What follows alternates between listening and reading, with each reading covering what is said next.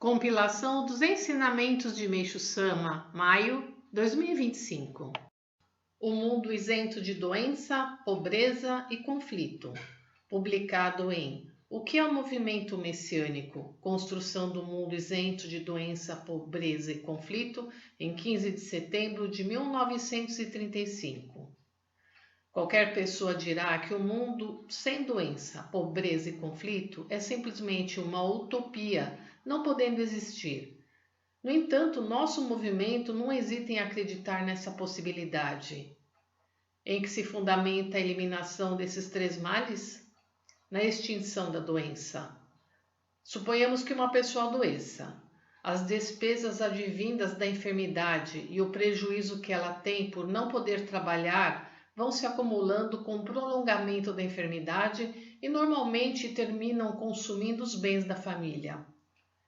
As economias obtidas com sacrifício ao longo dos anos acabam por se esgotar e a pessoa toma emprestado o que for possível, junto a parentes e amigos. Assim, nada mais resta do ambiente alegre, harmonioso e estável de tempos passados. Não são poucos os exemplos, como esses na vida real, em que muitas famílias se veem na mais triste situação, sofrendo em virtude da doença e dos problemas financeiros. Quando uma pessoa está gravemente enferma, a família termina arcando com ilimitadas responsabilidades.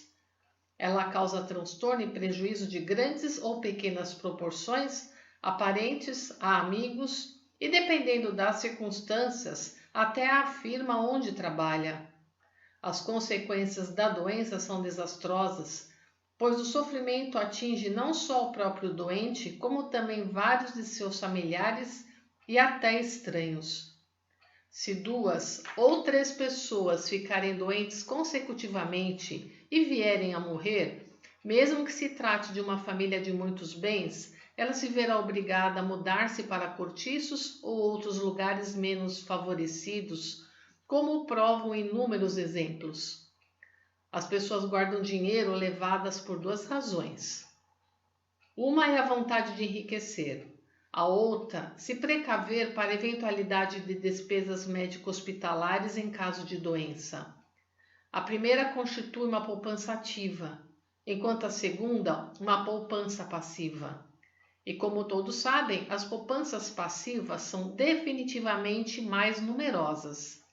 Se afirmarmos, portanto, que a principal causa da pobreza é a doença, ninguém poderá negá-lo. Com relação ao conflito, seja entre países, seja entre pessoas, a maioria é motivada por razões de ordem econômica. Assim, se quisermos eliminar a doença, a pobreza e o conflito, a primeira questão a ser considerada é livrar o ser humano das doenças. Seja qual for a forma de salvação, não há alternativa além desta. E só há uma força capaz de concretizá-la: o poder de Deus. Por essa razão, nem mesmo Cristo ou Sakyamuni imaginaram um empreendimento tão maravilhoso. Podemos dizer que as pessoas que acreditarem no poder de Deus serão felizes como jamais houve alguém até hoje. Extraído do livro Alicerce do Paraíso, volume 6, página 109. Sou um cientista em religião. Se eu, um religioso, disser que sou também um cientista, todos estranharão, mas estou certo de que ao final da leitura deste texto haverão de concordar comigo. Sempre digo que a ciência atual ainda se encontra num nível inferior, nem podendo ser considerada como tal. Vou falar minuciosamente a seu respeito. Atualmente, ela dá ênfase à descoberta e ao estudo das partículas. É claro que isso se deve ao aperfeiçoamento do microscópio, cujo avanço é impressionante.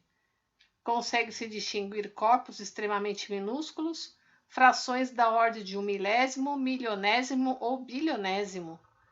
Trata-se de um avanço contínuo e, atualmente, esse instrumento está prestes a entrar no mundo infinitesimal. A palavra sei, que ultimamente começaram a usar com mais frequência, deve estar indicando este mundo. É claro que o conhecimento do mundo infinitesimal não se deve a procedimentos científicos. Trata-se de hipóteses deduzidas a partir de pesquisas teóricas e científicas. Se não fosse assim, não seria possível avançar. Esse é exatamente o mundo espiritual a que me refiro. A ciência finalmente alcançou esse estágio. Dessa maneira, para ser franco, ela que por tanto tempo insistiu em negar a existência do espírito, acabou derrotada. Isso posto, imaginemos que a ciência compreenda de fato que a palavra sei é o que chamamos de espírito ou ki. Neste caso, ela se elevaria a um nível mais alto e avançaria rumo ao ideal do conhecimento, que é a busca pela verdade. Desse modo, a ciência, que até então se baseou na matéria, seria considerada da primeira fase. E a ciência que considera o espírito seria conhecida pelo mundo como a ciência da segunda fase. Desse modo, haveria uma mudança de 180 graus no rumo da ciência, que necessitaria integrar-se à religião. Em termos mais claros, seria traçada uma linha demarcatória no mundo científico. A ciência da matéria ficaria situada abaixo dessa linha e a ciência do espírito acima. Esta é uma visão no sentido vertical. No sentido horizontal, a ciência da matéria é o invólucro e a do espírito o conteúdo. Em outras palavras, isso significaria uma evolução da ciência do visível para a ciência do invisível, o que seria motivo de alegria. Todavia, aqui se apresenta um sério problema. Não adianta apenas captar a essência do mundo do espírito. É necessário apreender sua verdadeira natureza e fazer com que a noção da existência do mundo espiritual seja útil à humanidade. Infelizmente, a ciência da matéria não tem métodos para isso, pois para lidar com a parte espiritual, os meios devem ser espirituais. Porém, afirmo que é possível superar esta dificuldade. Aliás, ela já está sendo suplantada. Tenho obtido resultados admiráveis na resolução de problemas do espírito por meio do espírito. Refiro-me justamente ao tratamento de doenças. Explicando de forma sucinta, a causa de todas as doenças são as impurezas acumuladas no espírito do doente, tornando-se evidente que, se as eliminarmos, as doenças serão erradicadas de acordo com a lei do espírito precede a matéria. Meu método consiste na irradiação de uma energia espiritual peculiar, que pode ser considerada uma bomba atômica espiritual para queimar as impurezas. Esse método, denominado Jorei, constitui um procedimento científico de alto nível. Não se limitando ao campo da medicina, ele consegue resolver problemas que nenhuma religião ou ciência conseguiu. Se isso não é uma superciência, o que será? Vou explicar a respeito disso de outro ângulo. Como todos sabem, a teoria vigente na medicina afirma que a origem de todas as doenças reside nos micróbios. E graças à sua histórica descoberta, a medicina alcançou um progresso memorável. No entanto, como se trata do avanço da ciência da matéria, é uma evolução pela metade. Ou seja, apenas exterminar os micróbios não atinge a raiz da questão. Do meu ponto de vista, é o mesmo que tapar o sol com a peneira, já que os micróbios são apenas o efeito e não a causa. Mesmo os micróbios se criam a partir de formas embrionárias que são, na verdade, aquilo que estão chamando de vírus. Parece que ultimamente os cientistas estão discutindo se os vírus são orgânicos ou inorgânicos. Realmente isso é muito engraçado, pois os vírus são partículas intermediárias que estão passando de estado inorgânico para o orgânico. Assim, não é possível definir sua natureza. Portanto, o que importa é o local onde surge o inorgânico, e esse local é o mundo espiritual. Se compreenderem isso, o microscópio torna-se dispensável. A atual ciência da matéria é de baixo nível, e por esse motivo, obviamente, é impossível resolver por meio dela questões de alto nível como a vida do ser humano. Isso se torna claro ao observarmos que doenças graves consideradas incuráveis pela medicina estão sendo facilmente curadas por meio do Jorei. Pode-se dizer que a ciência do espírito é a essência da ciência da matéria. Farei uma análise profunda do mundo espiritual.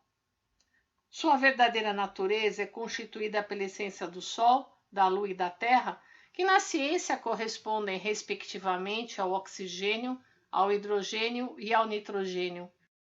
Para nós, isso significa a junção dos elementos fogo, água e terra. A terra é a essência da matéria, o sol é a essência do espírito e a lua é a essência do ar. O sol e a lua controlam a atmosfera que preenche o espaço terrestre. Embora o elemento fogo seja o mais forte, não foi possível detectá-lo por meio da ciência da matéria, por ele ser extremamente rarefeito.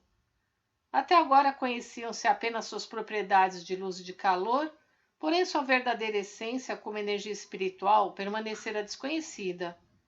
Assim, a ciência tomou como objeto de estudo apenas os elementos água e terra, e por esse motivo a cultura atual está baseada nesses dois, o que consiste na maior falha da civilização atual. Agora vou me referir a uma grande mudança que ocorrerá no mundo.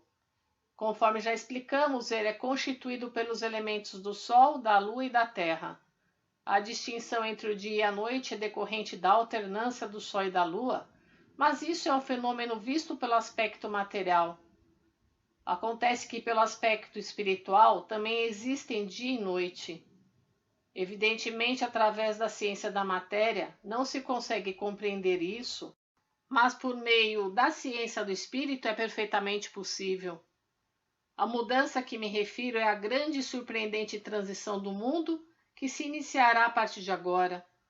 Será uma transformação histórica que, para ser entendida, necessitará da ampliação de nossa noção sobre dia e a noite.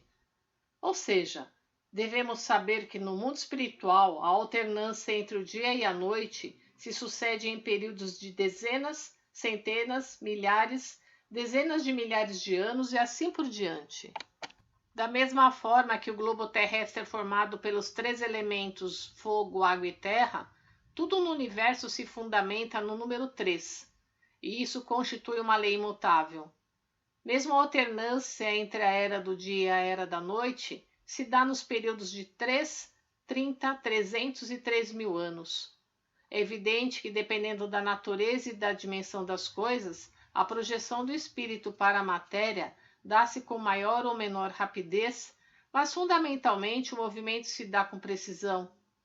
Surpreendentemente, o tempo de mudança de 3.000 anos é momento atual, e estamos agora diante desse alvorecer. Já me referi a isso anteriormente, e até a data estava definida. Foi a partir de 15 de junho de 1931 que o mundo se tornou dia. Contudo, essa mudança do mundo espiritual gradualmente será projetada no mundo material até certa época. No devido tempo, ela se tornará evidente. Gostaria de dar uma explicação mais profunda, mas vou abreviá-la, porque teria de entrar no campo da religião. Entretanto, gostaria que confiassem no que estou dizendo, pois se trata de uma verdade absoluta. O fato de o mundo espiritual se tornar dia significa que há uma intensificação do elemento fogo. Apesar de ser uma mudança gradativa, já está se projetando no mundo material. Assim, o mundo em que o elemento água predominava sobre o elemento fogo, tornar-se-á o mundo em que o elemento fogo predomina sobre o elemento água. Por intermédio da ciência da matéria, não se pode perceber tal fenômeno, mas aqueles que conseguiram alcançar a iluminação espiritual conseguem percebê-lo plenamente. Com essa mudança, todos os problemas para os quais não se encontrava solução serão resolvidos de forma clara e precisa. Com base no que acabo de expor, vou elevar o nível da ciência atual e criar a verdadeira civilização. Em 7 de abril de 1954. Uma consideração sobre o paraíso terrestre.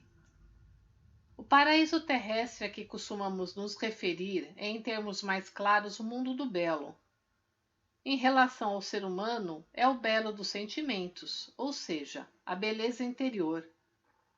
Naturalmente, suas palavras, como seu comportamento, devem ser belos.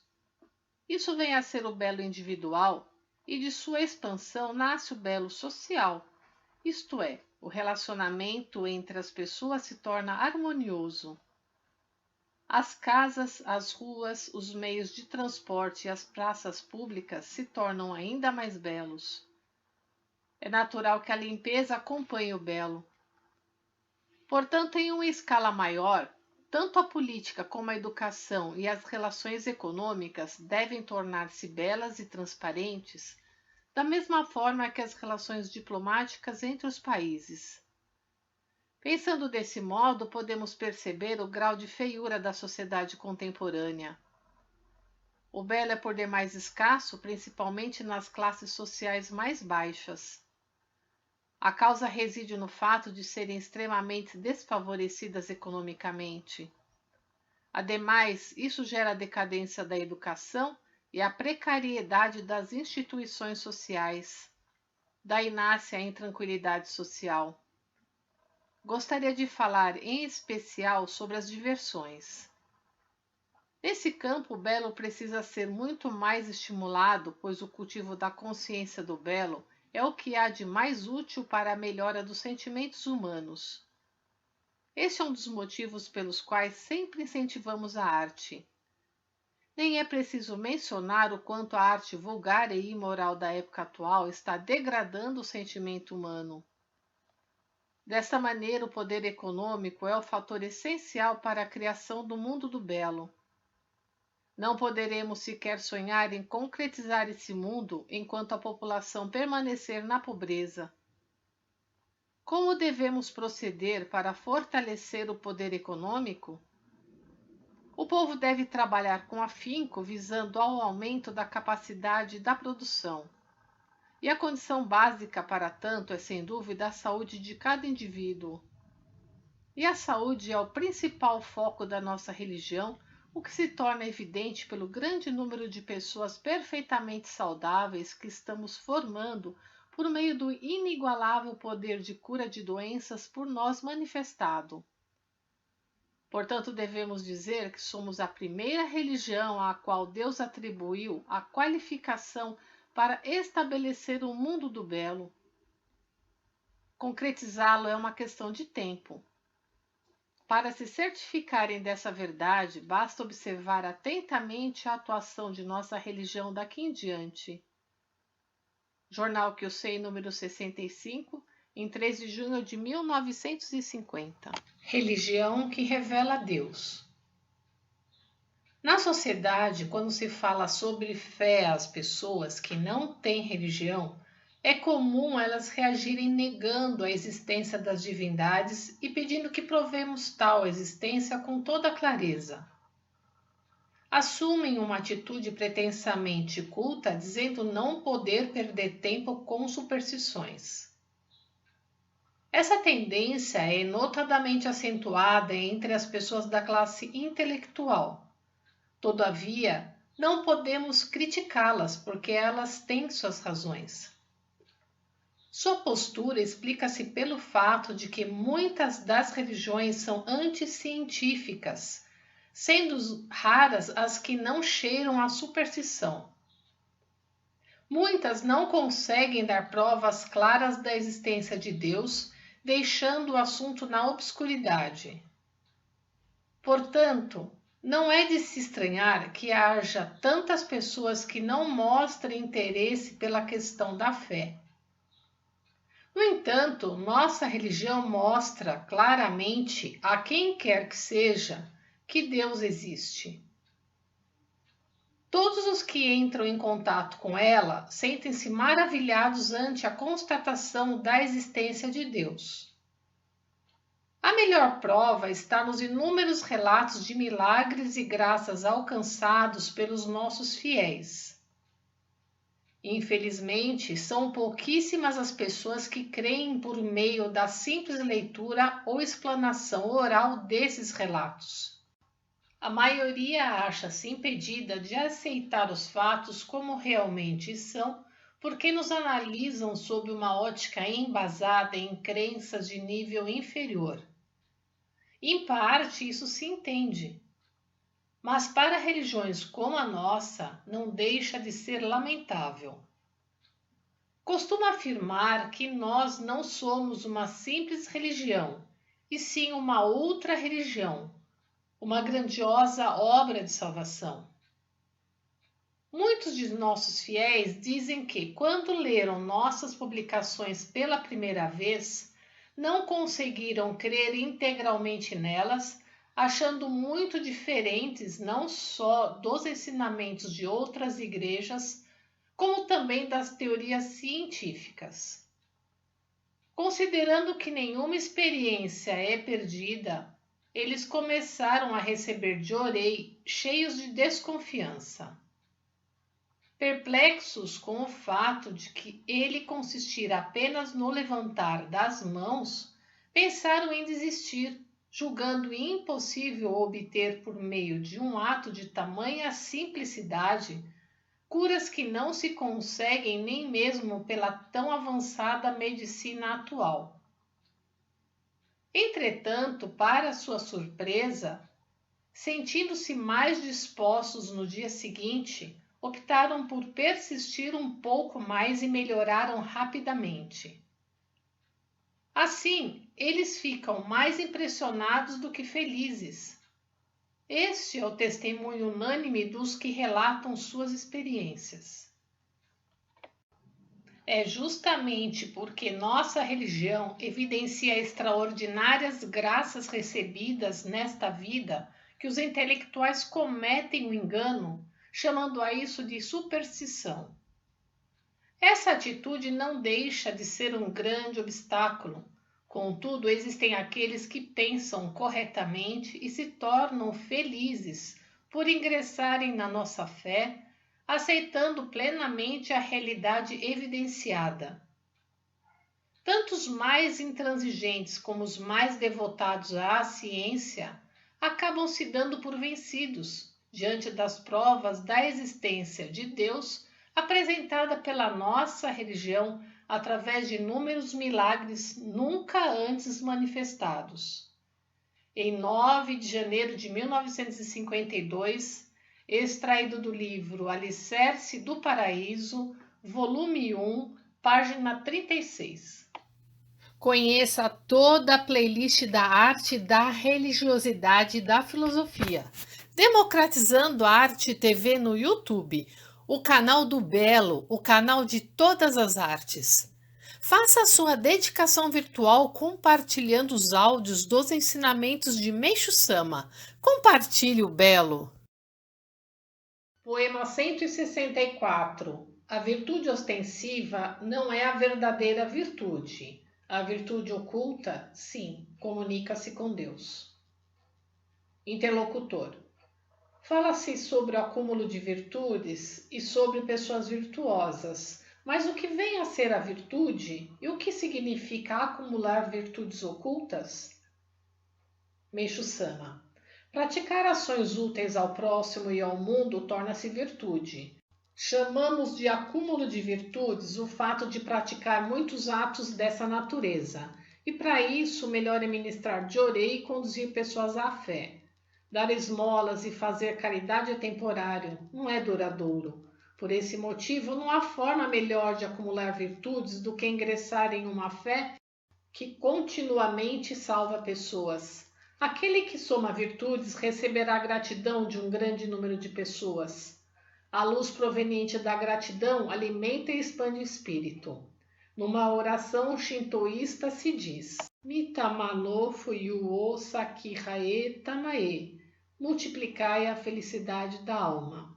Fuyu significa multiplicar e aumentar.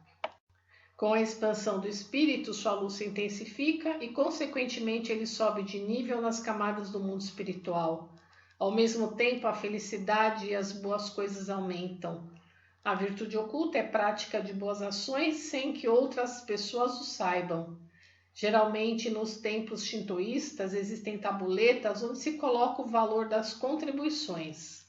Aquilo que se torna público é virtude ostensiva.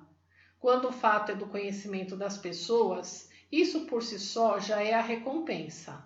Todavia, quando as pessoas não sabem quem fez a ação, Deus é quem concede a recompensa.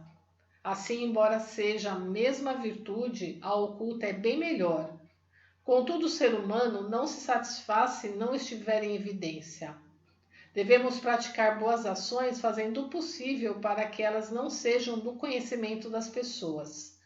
Procedendo assim, Deus nos devolverá o bem multiplicado várias vezes. O acúmulo de virtudes ocultas é algo surpreendente. As pessoas da atualidade não estão cientes disso e, por esse motivo, só praticam virtude ostensiva. Registro das Palavras de Luz, volume 9, em 30 de julho de 1949, extraído do livro Pão Nosso de Cada Dia, volume 2, página 144. As 3 calamidades maiores e as 3 calamidades menores.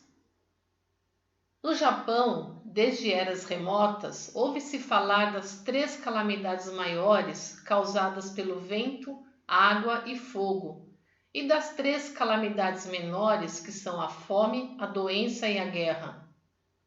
Vou explicar o significado fundamental dessas calamidades. As tempestades e as inundações são ações purificadoras do espaço entre o céu e a terra. E por que elas ocorrem? Porque no mundo espiritual se acumulam nuvens espirituais, ou seja, impurezas invisíveis. Dissipá-las pela força do vento e lavá-las com a água da chuva é a finalidade da tempestade. Sendo assim, o que são essas nuvens espirituais e de que forma se acumulam? As nuvens espirituais se formam a partir do sônen e do espírito das palavras do ser humano. Em outros termos, o sônen que pertence ao mal, como insatisfação, ódio, insulto, inveja, ira, mentira, desejo de vingança, apego, etc., nublam o mundo espiritual. Vejamos agora as palavras. As queixas em relação à natureza, como por exemplo, o mau tempo, o clima e a safra ruim, críticas e ataques verbais às pessoas, gritos e vaias, fofocas e intrigas, repreensões, lamúria e outras expressões desse tipo têm origem no mal e nublam o mundo do espírito das palavras, que se posiciona logo após o mundo do sônen. Quando a quantidade acumulada desses diversos tipos de nuvens espirituais ultrapassa certo limite, surge um tipo de toxina que causa distúrbio à vida humana. Por esse motivo, ocorre a purificação natural. Esta é a lei do céu e da terra. Como já disse, as nuvens do mundo espiritual, ao mesmo tempo em que influenciam a saúde humana, afetam a vegetação, em especial os produtos agrícolas, tornando-se a causa da má colheita e do alarmante aparecimento de pragas na lavoura. É esse o motivo pelo qual, atualmente, estão surgindo insetos nocivos que secam pinheiros e cedros em todas as regiões do Japão. Portanto, sem que haja uma significativa elevação espiritual do ser humano, será difícil evitar essas ocorrências. Em outras palavras, os erros cometidos pelos próprios japoneses é que estão provocando a morte dos pinheiros e dos cedros do país, de modo que eles precisam tomar cuidado com seu sônen e o espírito das palavras. Todos sabem que, da mesma forma das catástrofes provocadas por elementos da natureza, as calamidades causadas por influência do ser humano também são terríveis. Principalmente a guerra, que é a que traz maiores danos aos homens. Vou apresentar uma tese inusitada sobre as causas da guerra. Por ela ser surpreendente, gostaria que os leitores a lessem com toda atenção. A guerra é, evidentemente, uma luta coletiva e até hoje a humanidade tem demonstrado mais propensão ao conflito do que à paz. Observando atentamente, veremos que os conflitos ocorrem em âmbito nacional e internacional em todos os campos da atividade humana. Nas repartições públicas, nas firmas, nas associações, enfim, em qualquer agrupamento de indivíduos, sempre há lutas ininterruptas nos bastidores e as pessoas vivem se criticando e se discriminando. Observamos ainda disputas de concorrentes comerciais, conflitos entre casais, irmãos, pais e filhos, amigos, etc. Realmente o ser humano gosta muito de desavenças. Notamos com frequência que ocorrem atritos até mesmo no interior de trens e ônibus, na rua, entre os transeuntes, etc. Observa-se assim o quanto o conflito está presente na vida humana. Vou explicar o motivo da natureza belicosa do ser humano. As pessoas possuem toxinas de diferentes tipos, sejam elas congênitas ou adquiridas. É comum dizer que essas toxinas se concentram nos locais em que os nervos são mais ativos. De acordo com minha tese, esses locais estão acima do pescoço. Enquanto se está acordado, mesmo que os braços e as pernas não estejam sendo utilizados, o cérebro, os olhos, o nariz, a boca e os ouvidos estão em constante atividade. É natural, portanto, que as toxinas se reúnam nas proximidades desses órgãos. Essa é também a causa do enrijecimento da região do pescoço e dos ombros que muitos se queixam. As toxinas acumuladas com o passar do tempo vão se transformando em nódulos e quando esse processo atinge certo estágio, surge a ação contrária, isto é, a dissolução e a eliminação que nós chamamos de ação purificadora. Nessa ocasião, a febre surge infalivelmente para dissolver o nódulo e torná-lo líquido, e assim facilitar a eliminação das toxinas. Essa purificação natural é a gripe, e as excreções como catarro, coriza, suor, etc., demonstram isso. Por outro lado, a maioria das pessoas, apesar de aparentar estar em condições normais, encontra-se sob a ação purificadora de um constante resfriado extremamente leve. Por ser essa purificação praticamente imperceptível, as pessoas se sentem saudáveis. Entretanto, elas não sabem o que é ser verdadeiramente são. Isto porque, caso se submetam a um exame minucioso, será constatada infalivelmente a existência de uma febre branda em toda a cabeça, estendendo-se aos ombros.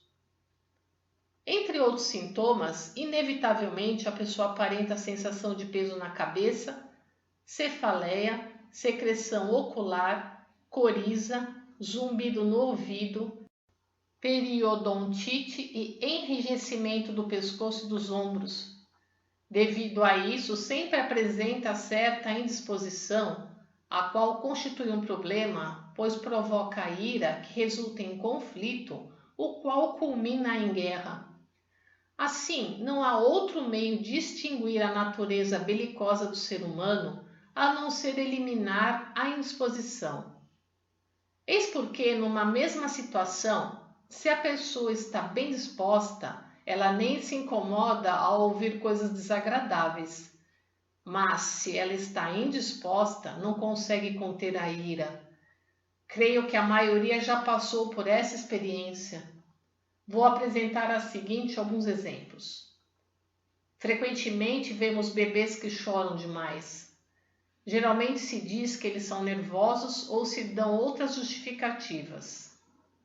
Examinando-os com atenção, sempre se constata uma febre quase imperceptível na cabeça e na região dos ombros.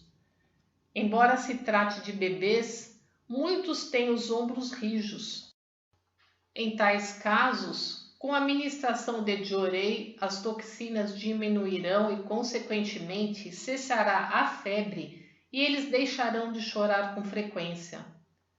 Com as crianças desobedientes e com as que se irritam facilmente, a causa é a mesma. Isso também se resolve por meio do diorei. Elas se tornam obedientes e passam a detestar o conflito.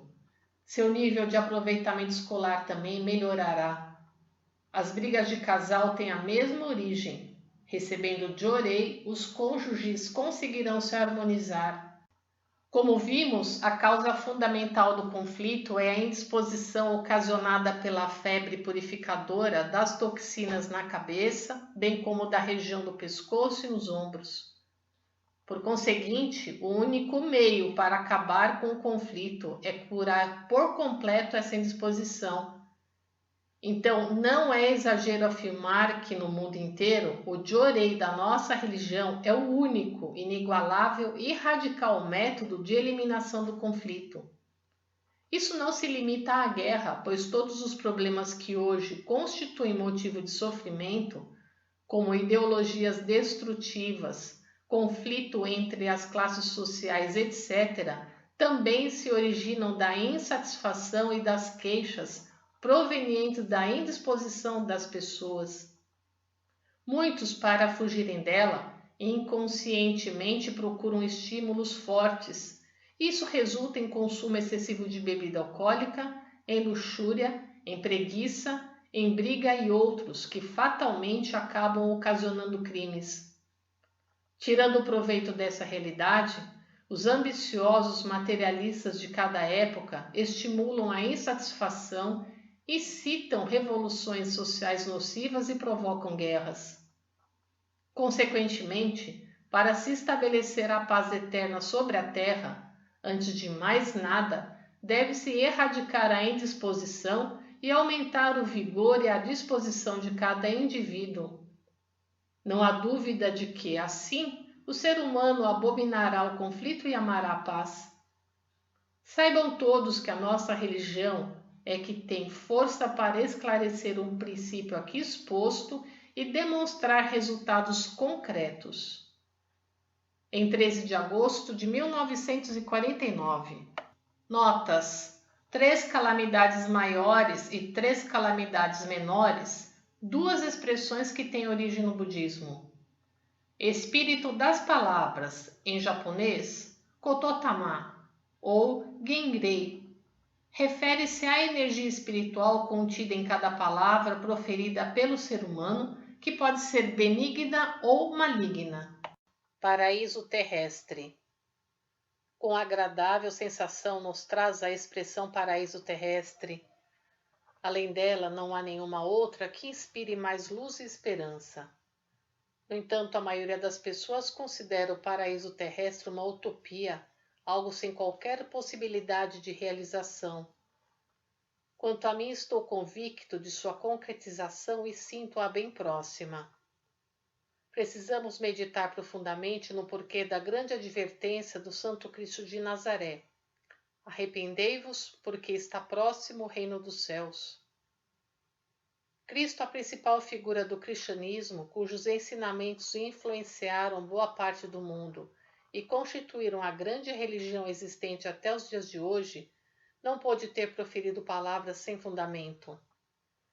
Creio que todos queiram saber o que seja o paraíso terrestre. Assim sendo, vou descrevê-lo como imagino.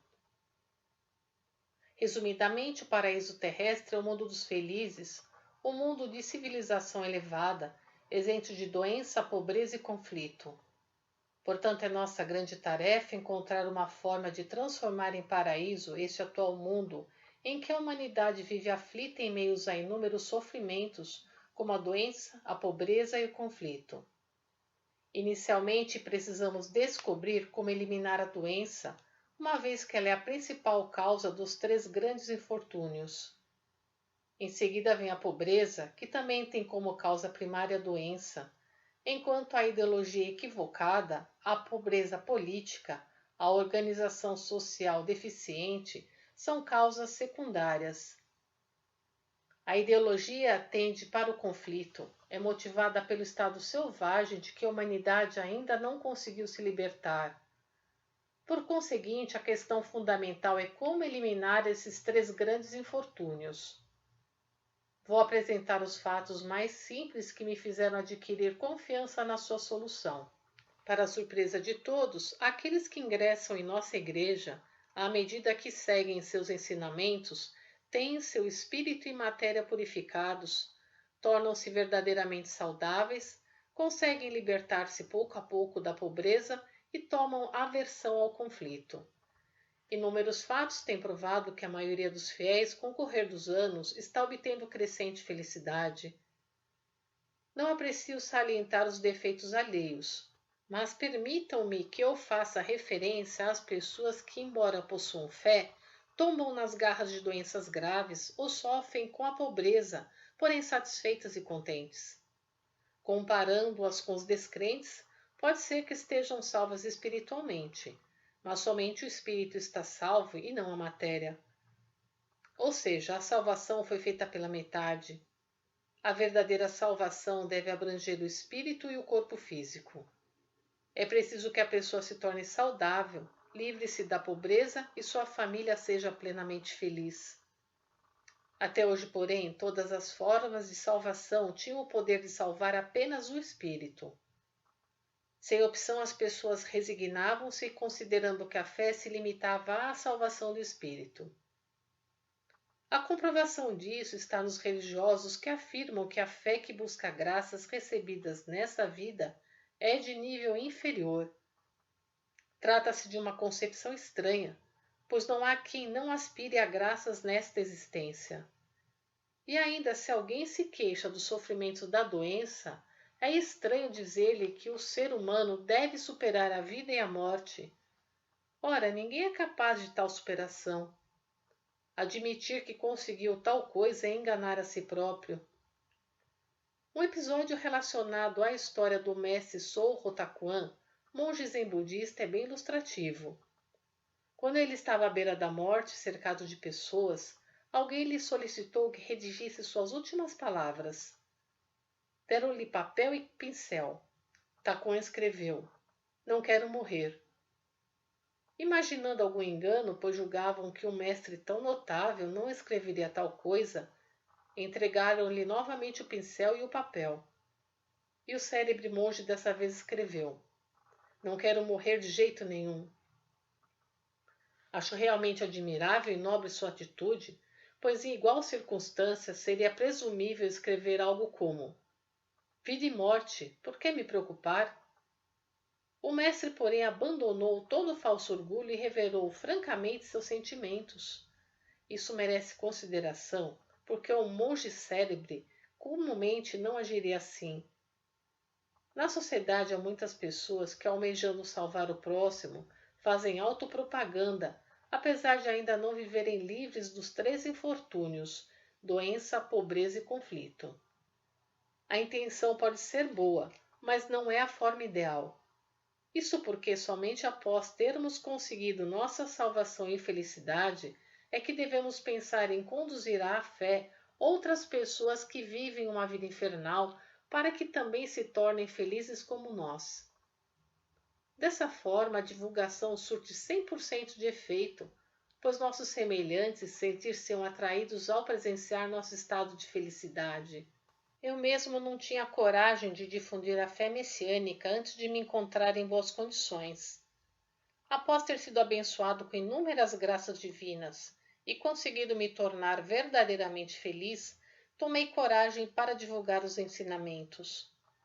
Se considerarmos que o paraíso terrestre é o mundo dos felizes, concluiremos que no lugar onde as pessoas se reúnem e se tornam felizes, está estabelecido o paraíso terrestre. Coletânea Assuntos sobre Fé, em 5 de setembro de 1948.